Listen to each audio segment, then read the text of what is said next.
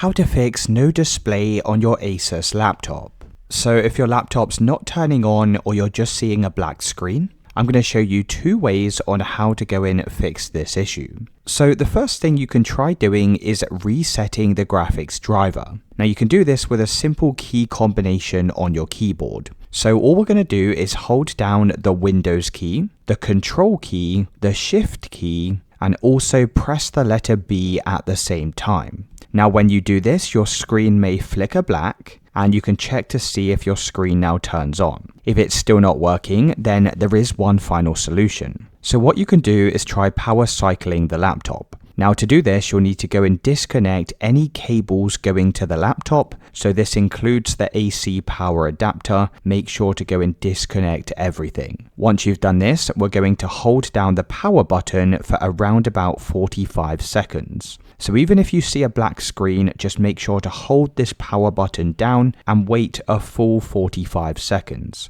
Now after 45 seconds have passed, you can then go in, release this button. You could then try turning your Asus laptop back on, and that should have now solved the black screen issue.